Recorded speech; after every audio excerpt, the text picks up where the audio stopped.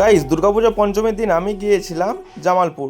তো জামালপুরে প্রথমেই আমি চলে যাই হারালার মোড়ে। হারালার মোড়ে প্যান্ডেল এরকম ছিল, আর ঠাকুরটা ঠিক এই রকম বানিয়েছিল। দেখো, খুব সুন্দর লাগছে। এখানে ঠাকুরের সাথে সাথেও খুব সুন্দর মূর্তি বানানো হয়, সেগুলো আমার বড় ভিডিওতে বানানো আছে, তোমরা চাইলে আমার ইউটিউব চ্যানেলে গিয়ে দেখে আসতে পারো। আর অনেক কিছু ঝর্ণা ফর্ণা এখানে বানানো হয়। তারপর আমরা সোজা চলে যাই নেতাজি মাঠ। এই যে এখন চলে এসেছি নেতাজি মাঠে।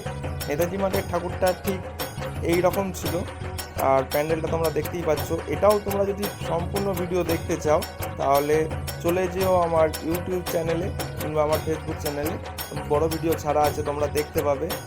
আর এখানে অনেক কিছুভাবে সাজানো আছে, তোমরা এটা শর্ট ভিডিওর মাধ্যমে করছি বলে বুঝতে পারছো না। তারপর চলে আসি কালাঘাট। কালাঘাটের ঠাকুর ঠিক এই রকম ছিল, আর প্যান্ডেলটা তোমরা তো দেখতেই পেলে।